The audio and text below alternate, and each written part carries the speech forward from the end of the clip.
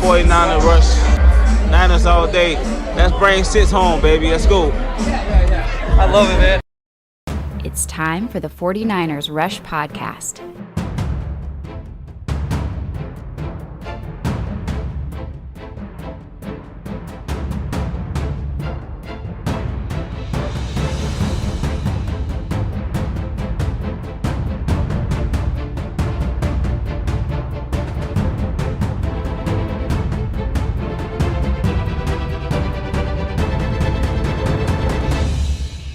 And here's your host, John Chapman.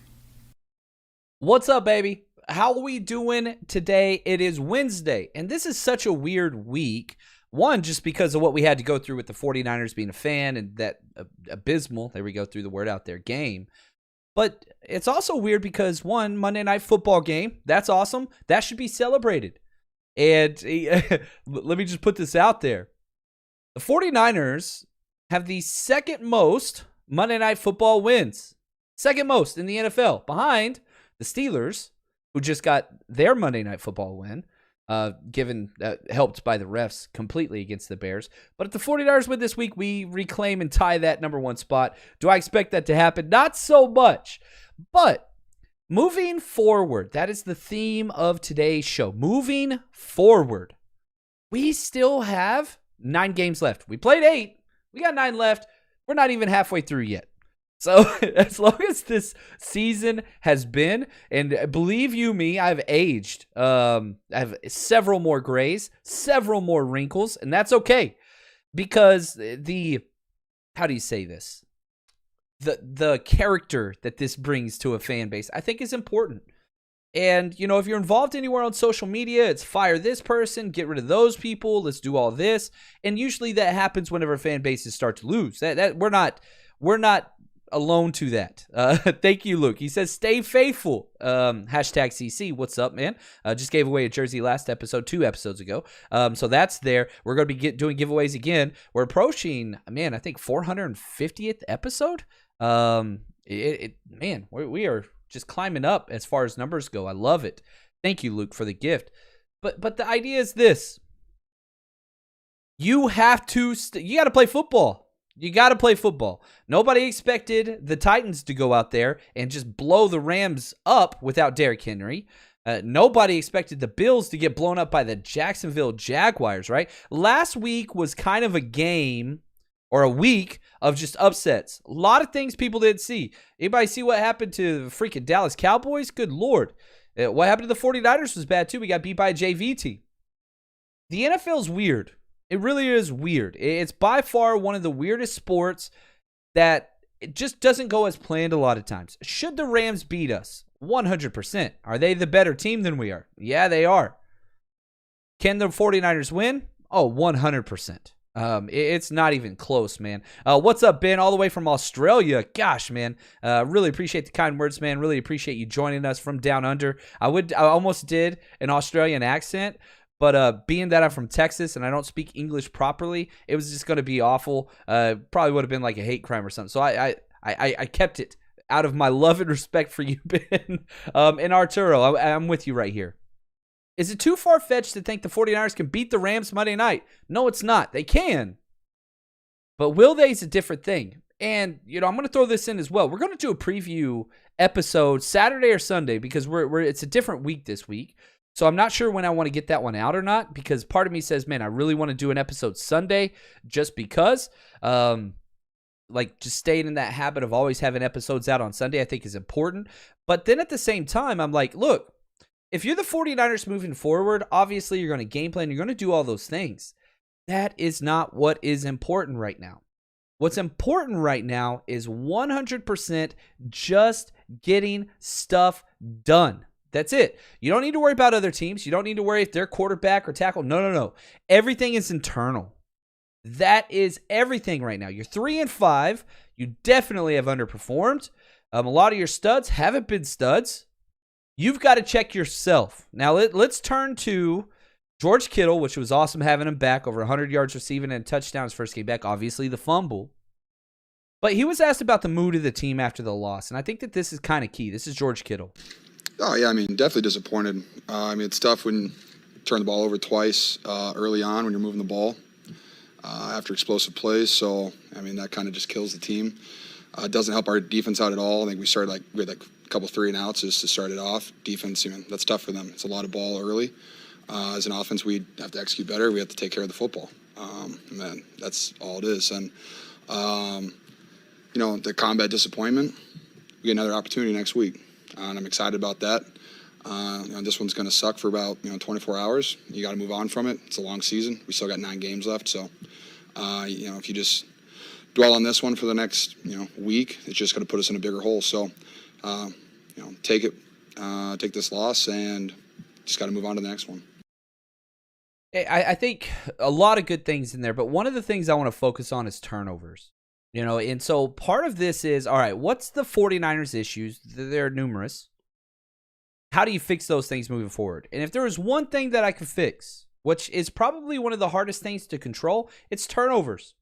George Kittle lost a fumble this week. It was his first lost fumble in his career. When you think about all the plays that he has made, his first one. He only lost one. But if you look at just the numbers, okay, so we're going to look at this collectively as the season. Then we're going to look at this individually with games, all right? So this is what's important. Collectively, offensively, the 49ers have lost 14 turnovers in 8 games, okay? So those are Nick Mullins' numbers, like that bad, averaging almost 2 turnovers a game. That ranks 27th in the NFL. So we're at the back end, bottom 5 there. Defensively, we have forced 5 turnovers in 8 games. That is 30th, third worst. Now, obviously, those numbers, -9 on the season, that's a big deal. That is the number one truest indicator for why we are where we are, especially whenever you look at all those games that were one-score games, which was the majority of all 49ers losses before last week. All one-score losses, every one of them before last week. Colt McCoy, doing his thing. And so you have to fix that. And turnovers make it hard to win. I'm not the only one that believes that. Not really. We did have a good week of practice. All the energy and everything was there through all week. We just had some minor mistakes. We had 3 turnovers on offense, and it's kind of hard to win that way. It's hard to win that way. And again, like if you look at just the games of the 49ers and their wins losses, right? So let's do this in a way that, again, let's micro this, right? So we look at the 3 wins. Okay, we got 3 wins. We lost the turnover ratio against the Lions by 1. We gave up 1 turnover. We gave up 2 turnovers. We forced 1. But we were still able to hang on and win. Okay, Eagles, guess what? No turnovers. That was even. That was a 0. And then you go to the Bears. Guess what? We forced 1, gave up 0. We had a +1 turnover ratio. So whenever the turnover ratio is -1, 0, or +1, we got 3 wins. Now let's look at that. And again, that means we have a -9 turnover ratio in our 5 losses. And that's kind of the thing that's key to me, okay? We lose to the Packers, we were -2 turnover ratio. We lose to the Seahawks, we were -2 turnover ratio. We lost to the Cardinals the first game, we were even. We each had 1 turnover each. It was so close. We got so close. That 4th and 1 is what it came down to. But again, it shows you if we're just even in the turnover ratio against probably the best team in the NFL right now, the Cardinals, when they had everybody, with Trey Lance, first start in his career, we almost won that game. Why? Turnovers didn't hinder us, right? Now we go to the Colts. Yeah, we had 4 turnovers, they had 2. Sloppiest game ever, but we were -2, and we lost the game. Then you go to the Cardinals. Guess what? We were -3. That was the worst performance all year. Turnover ratio reflects success in the scoreboard. That's just what it does. I mean, even as a coach, okay, so John Chapman game days. Players got all their equipment the day before. That way everything's ready. Mentally, you just focus on your assignment whenever you come in from classes. Again, it's high school, so it's different. Always write down keys to the game, right? Like these are the things we're focusing on. Turnover is going to be in my top 2 every single time, whether it's protect the ball, attack the ball, get the ball, something along those lines. It's that impactful. And across the NFL, if you're positive in the turnover ratio, then guess what? You're in the winning column. That's just all there is to it. It changes everything. Now, okay, what do we do moving forward? Man, you don't have to go far. You look at the Rams game, if you watched it Monday night versus the Titans, there's only one reason why the Titans won. Because they forced so many turnovers, pick six, all that stuff. Stafford was rattled, blah, blah, blah, blah, blah. Rams are a damn good football team. I don't think anybody disputes that. They got shellacked. They got beat like we got beat by the Cardinals. I want to be honest with you. That's how bad they got beat. So you got to figure that out. And the bad part is this. We forced a turnover in the game against the Cardinals. Probably it would have changed the outcome. Nick Bosa knocks the ball out. Literally hits Fred Warner in the hands, and then he lets it go. And that's just kind of part of it, and it hurts. It hurts bad. Now there's a couple other things I want to get into. Some personnel issues. Obviously, we got to talk about Kyle because that's all over the place with what's going on there. But before we do, just want to say thank you to my bookie as always. More is always better. That's why MyBookie instantly doubles all first-time deposits. With the double your funds, you can then double your action, and more importantly, double your wins. So, getting in on the action's never been easier. I can bet all my favorite currencies as well, including cryptos. So, with all that extra scratch, why not get in on the best matchup of the week at MyBookie? Huge Monday Night Football game we're going to be talking about all week with the 49ers and the Rams. Holy cow, it's going to be crazy. But don't wait. Head to mybookie.ag today to redeem your double deposit bonus. All you have to do is use my promo code 49ers, 49ERS. That's it. Receive your double deposit instantly. That's promo code 49ers so that you can double your funds to double your winnings. Bet anything, anytime, anywhere with MyBookie. All right, let's move into Kyle John Lynch talk because this is it's trending on Twitter like the last couple of days. What do we do with this situation? Okay. Now, couple things. Let me say this, and very important you understand and hear me. This isn't necessarily my own personal opinions. I'm explaining the situation that is within the 49ers organization from my perspective. All right. So again, toss this out if you disagree with it, argue with me. Let's go. Let's deal with this. Kyle Shanahan has sucked this year. There's no doubt about it. My biggest critique of Kyle Shanahan is who he plays and or does not play. It's not in play scheme. I just did, an hour plus going through the entire offensive film. I threw that up on Patreon. You want to go watch that? Patreon.com, 49ers Rush Podcast. That's the place to get that. That's available right now. And I walked away from the game offensively saying, all right, definitely not the best offensive game. We have 17 points. So not the best offensive game, but we didn't lose that game because of the offense. We lost that game because of the defense. There's no doubt about that. Again, I'm not trying to get Kyle off the hook. Kyle has sucked this year. You look at what we have put up offensively, just statistically, okay? We're 18th in points scored, so average, a little below average. 13th in total yards, little above average. You go all the way down the line, everything's average. It's just what it is. 13th in passing yards, 19th in passing touchdowns. Yeah, we're number 6 in the NFL in yards per pass attempt. Kyle's always really high on that. 14th in rushing yards, 6th in the NFL in rushing touchdowns, 13th in yards per rush. We're average across the board till you get to third downs. Third downs, we are 30th. That is trash. Offensively, we're an average team. Why was Kyle hired? Benjamin Solak put this out, an article that was really, really good. I thought it was great, very well written. And I appreciate everybody that shares all these articles with me and hey, John, you should talk about this. I love that. And I felt like he did a really good job in the fact that he outlined, look, why was Kyle Shanahan the preferred coach? We weren't the only ones that wanted him. A lot of other people wanted him. We got him. And I feel still lucky to get him. I really, really do. And I'm glad Kyle Shanahan's our coach. Does that mean he's been good this year? Hell no, he hasn't. Does that mean he's been good with his, majority of his career at the 49ers? Hell no, he hasn't. But the offense is good. I'm not mad with that, with what we have. Here's what I'm mad about. I'm mad about the personnel decisions within our roster. A lot of people are like, oh, I'm mad about the draft. Okay, that's cool. I'm not mad about that. I'm not. Draft is 50-50. That's just what it is for every single team. At least we ain't the freaking Raiders. Ugh. They had 3 first-round picks. They're all a waste. All a waste. They traded Khalil Mack for basically Josh Jacobs straight up is how that played out. Like, they're drafting is difficult.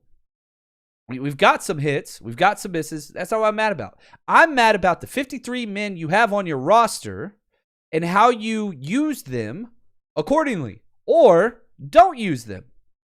You have Mike Mcglinchey. Okay, average right guard. I don't even think Mike McGlinchey's bad. I think that the negative plays that Mike Mcglinchey are way worse than the average right tackle.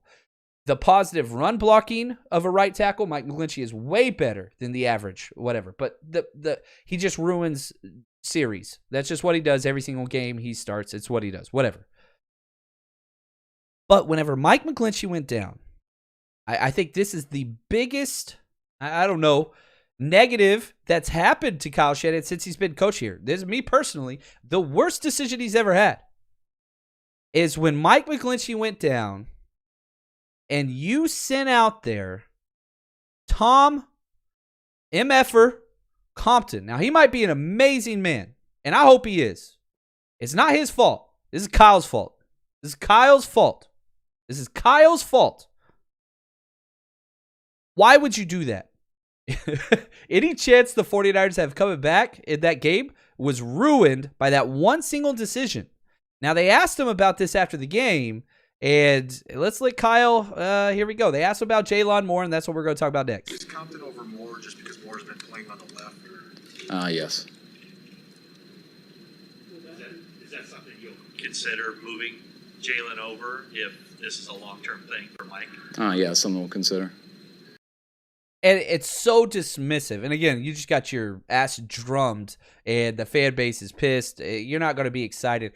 Man, after games where you have lost, that's when people want to talk to you. People don't want to talk to you when you win games. That's not what it is as a coach. When you lose, everybody wants to talk to you. It's just the way that it goes.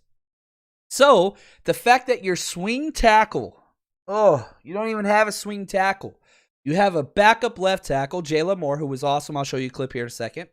And then you got Tom Compton, who's not even a tackle. He's a guard for the majority of his career.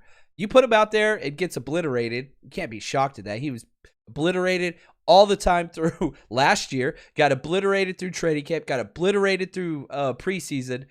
It's not a shock to anybody. Tom Compton knew he was going to get steamrolled. Whatever. Why won't you train somebody on both sides? It's a lack of personnel decision. It's a lack of foresight. Oh, man, if somebody goes down, every team in the NFL has a swing tackle, except us. Now, here's a clip from Jaylon Moore just showing what he can do in pass protection. Pass protection. Let's watch the rookie. Ooh, nice kick slide.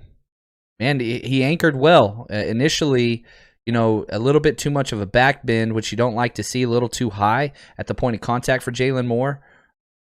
Right there. But look at him anchor, reestablish his feet and get down. Very good. The dude could play. And in the game that he came back for, Trent Williams misses a game. We put in Jaylon Moore, man, no issues. He wasn't great. But again, as a rookie, he showed promise and potential. And I think that's what's important. It's so much promise and potential that Kyle Shanahan says, you know what? Tom Compton, who shows no promise, has never had any potential, it is very, very old. If we drop Tom Compton right now, he would never play again in the NFL. Ever. Ever. He's not the only one that you can say that about. Drake Kirkpatrick, Josh Norman, number 27. I mean, you can go on and on and on. It's not a one-person thing. Thank you, Ultimate Report. He says, John Chapman, great show as always. I really appreciate that. And so, you've got to make that transition. Mcglinchey's gone. That dude tore his quad. Holy Nikes, man.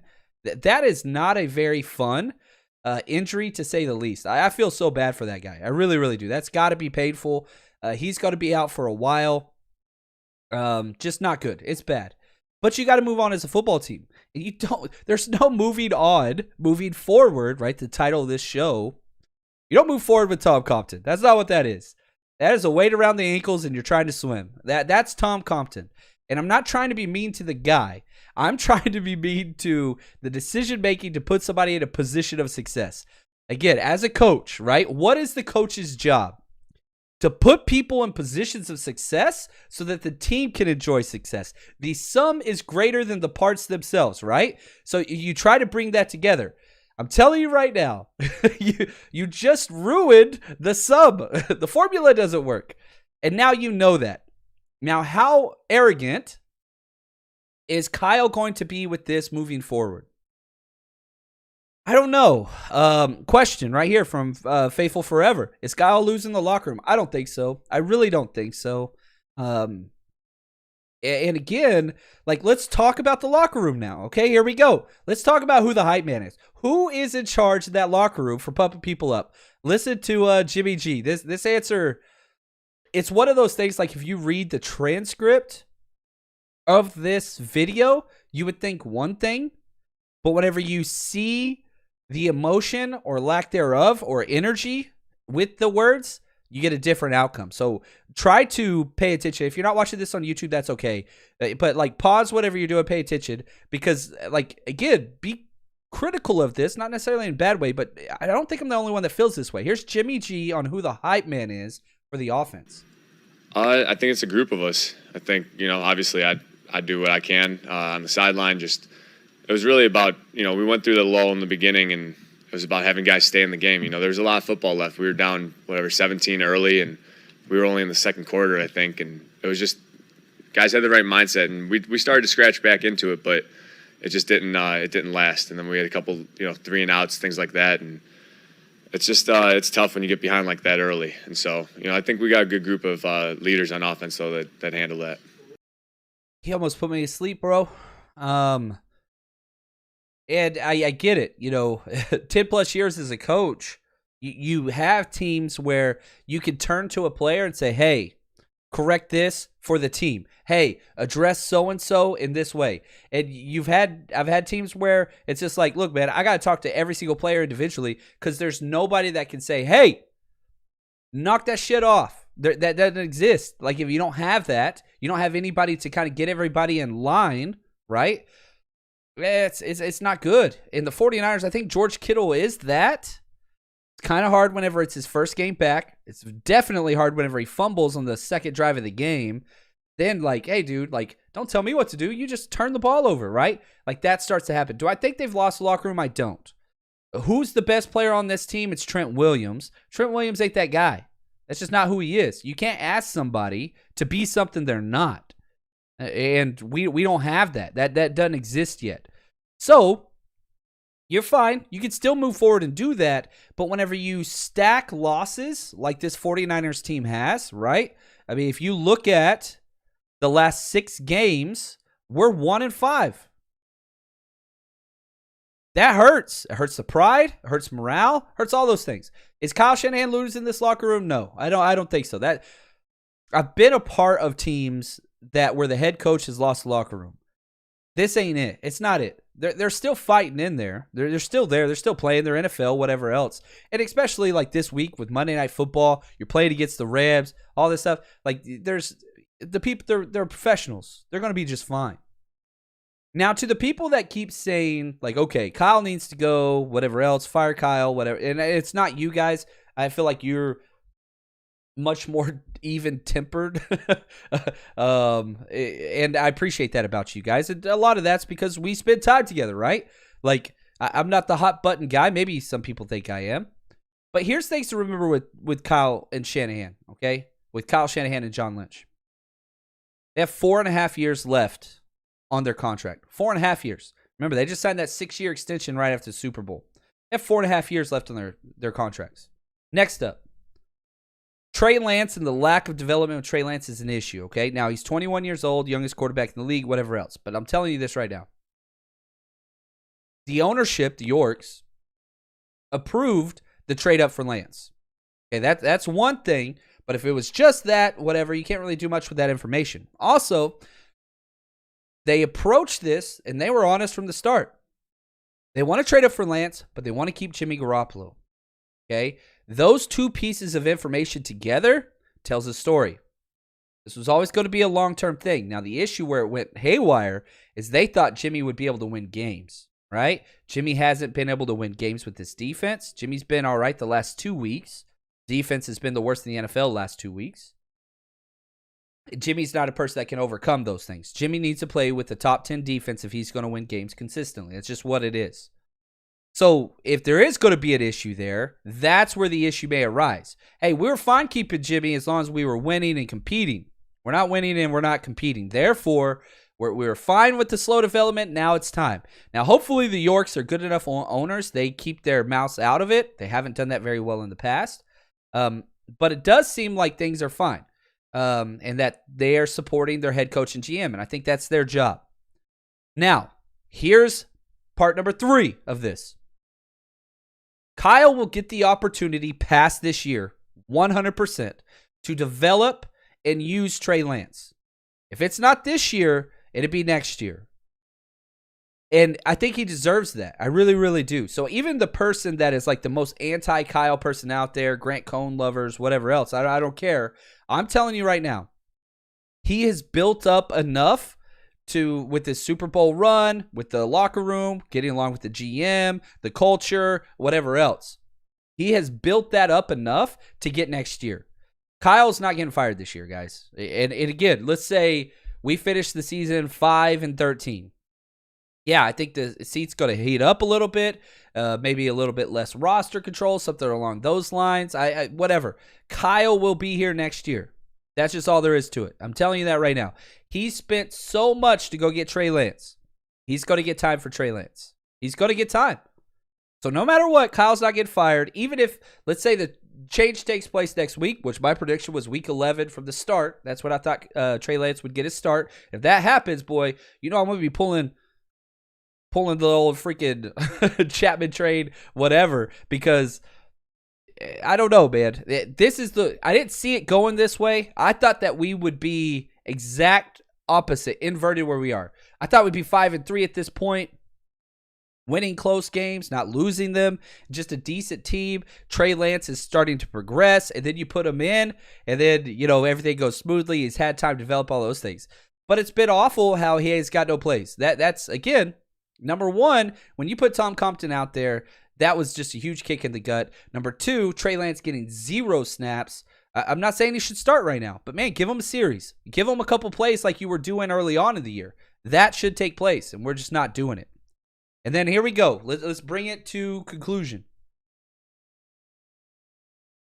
All of the draft misses, personnel decisions, losing records, whatever else. None of that means anything if Trey Lance pans out at all.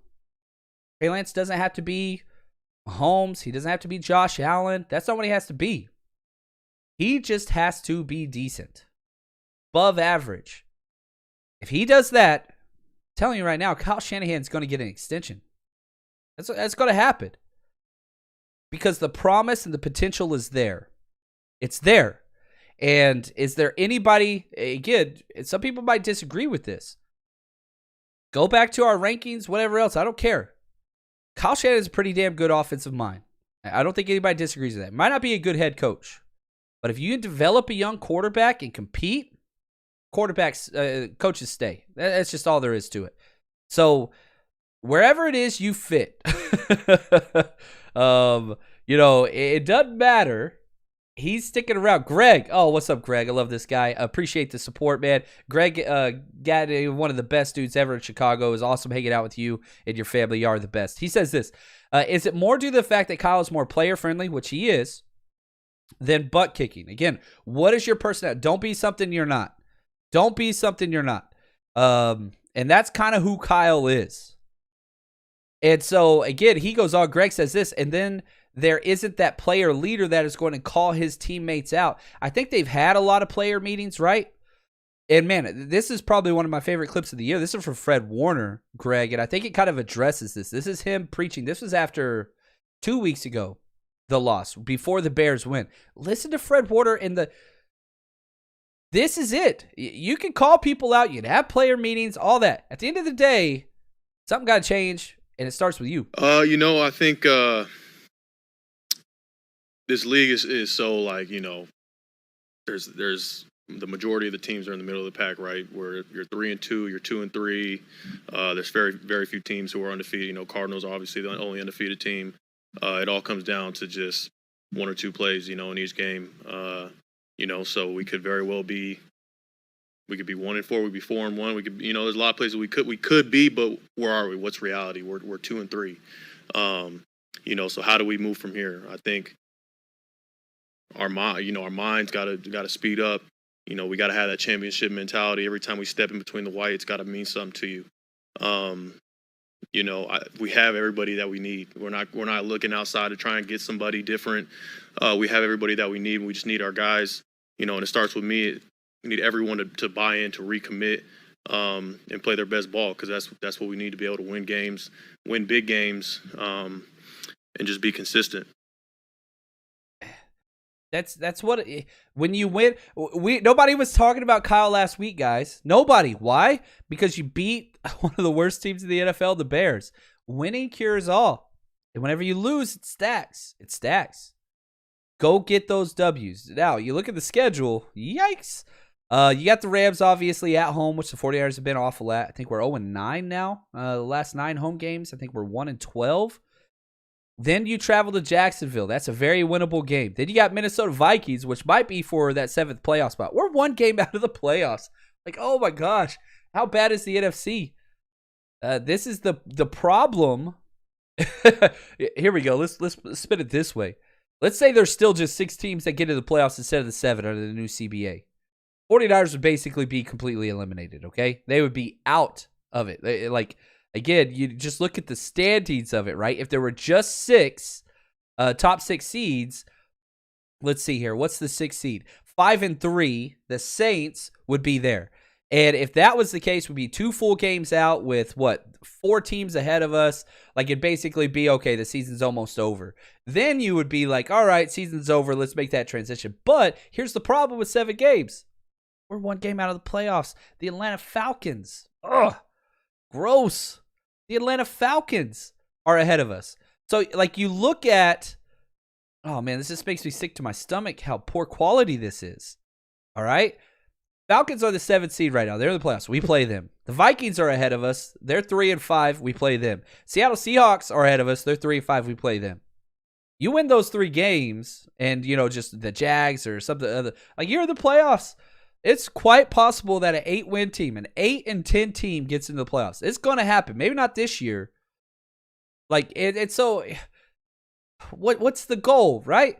Do you want to be an 8-10 team in the playoffs? Yeah, you want to be in the playoffs. But gosh, man, it's just gross. It's just gross. Anyway, let's see here. Sin, what's up, girl? Always great to see you. Do you believe Trey will pan out? Yes, I do. I really, really do. The kid's 21.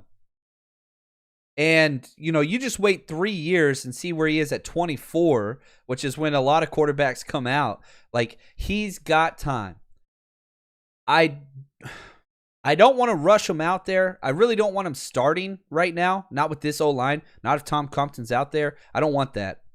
But I do want him getting some work. Yeah, I still believe in Trey. There's been nothing that I have seen where I'm like, ooh, maybe we should question this. No, it doesn't exist. It doesn't exist for me. I'm still a firm believer in Trey. Now, I wish he got more work, and I wish we could see more, but go back to, good Lord, we saw in the preseason, right?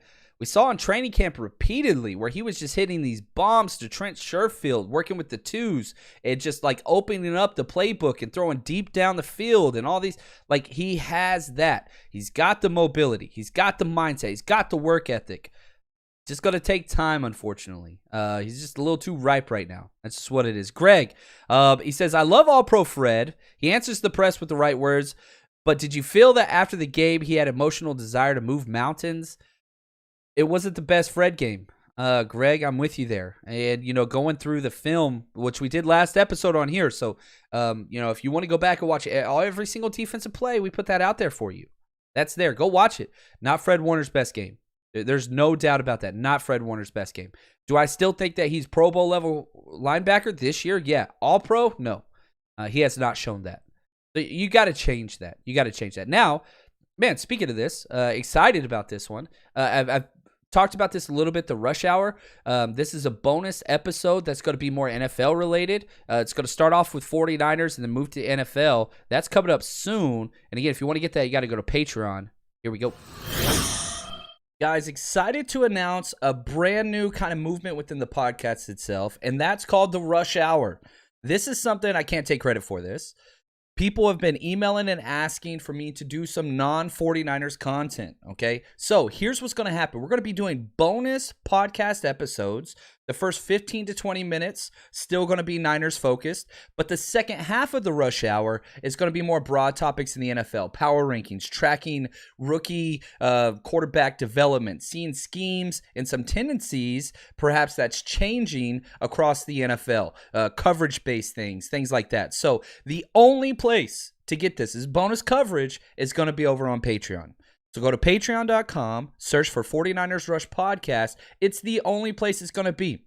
Now, again, not taking anything away. This isn't taking the place of our regular programming. This is just trying to provide more value for the community that supports the podcast and is helping us to become kind of what we want it to be. So best way to support the podcast is always on Patreon. So if you want a little bit extra NFL broad with some 49ers focus at the start, that's the place to get it. The Rush Hour is going to be kind of a bi-weekly thing over on Patreon. Support the show, support the program so we can keep creating more for you. Thank you guys for all the support as always. Look forward to seeing you there. So the first episode of the Rush Hour is going to be out in this week, and I'm going to be doing mid-season awards, going through picking all pro teams, offense, defense, MVP, things like that. Going to be a lot of fun. I'm going to start it off with a few 49ers superlatives, right? Some awards that we can give out based on that, and then I'll move across the NFL. That's what I've got going up over there. So if you want that, again, patreon.com, type in 49ers Rush Podcast, best way to support the show. And man, Mr. Superfly, this isn't about the Niners, but who do you got winning the Super Bowl? I bet big on the NFC West with my bookie. Like, I bet big. The NFC West to win the Super Bowl, and I feel pretty confident about it. I thought it was going to be the Rams and 49ers up front, but turns out it's the Cardinals and 49ers up front. Cardinals, Ferrodians, and Rams up front. So I still believe the NFC West is by far and away the best. Packers are good. Not great. Tampa Bay, complete team for sure. And, they're 6-2. They just get in the playoffs. They're going to be a problem with everywhere. The problem is you look over to the AFC, man, there's a lot of decent teams, but all of them have major, major, major flaws. And so I'm not a believer of any team in the AFC. Like, the sad thing is, man, some people might laugh at me. If I had to pick one team out of the AFC right now that I would want in like a one-on-one game, I pick the Chargers. And they got some flaws, but dude, I love the way the Chargers. I love the way they play games. Now they play down to their opponents, but I think the Chargers are a pretty damn good team. But Tennessee, they got some major issues. Baltimore, good lord, man, that's a one-half team every time. So there's a lot of issues there. But yeah, you look at the NFC West, nobody's missing anything. Is that a Jerry Sloan reference, Luke Luna? Good lord. I knew I love you. I knew I loved you, bro. You got the Utah Jazz coming in there. One of my buddies, anyway, quick story. He sent me a picture a couple months ago of him meeting up with the all-time assist leader. And I was like, oh, no way. How cool is that, man? Shout out to the Utah Jazz there. But you guys are awesome. We got a lot of more content. This Sunday is going to be different. There's no Niners football this Sunday. So I guess my question is, would it be better to do the traditional Saturday episode like we usually do? Or should I do a Sunday morning episode before the NFL kicks off? So it'd probably be around like 9 o'clock. So throw that in the comments what you would prefer. And I guess, whatever we get the most votes on, that's what we'll transition to. But again, if you want to go back and watch the breakdowns, we've loaded both those up on Patreon. Offense, defense, every single play, all 22. That's up on Patreon. And again, as soon as you join there, everything's locked in. So that's there. So really appreciate you guys. You are, as always, man, you are just the best that there is. Cannot say thanks enough just for allowing me this platform, right? And the encouragement and all those things to keep and just tuning in. How cool is this, man? 4 times a week we hang out. If you're with us on Patreon, 6 to 8 times a week, it's incredible. A lot of positives coming with the 49ers Rush podcast. Wait till we get good at football. How fun is this going to be when the 49ers are good again? Because it's happening. Like, I know people are negative and whatever else, and it doesn't look promising right now. It doesn't. But, man, there are so many positive pieces. We have the best left tackle in football. We got the youngest quarterback in football. It's going to take him some time. Debo's on his first contract. Ayuk's on his first contract. Kittle came back his very first game, 100-plus yards receiving. Laken Tomlinson, one of the better guards in the NFL. Defensively, Nick Bosa, Fred Warner. Like, there are great pieces. We just got to get there. So close. So, don't go anywhere. Love you guys. You're awesome. And as always, stay strong, faithful.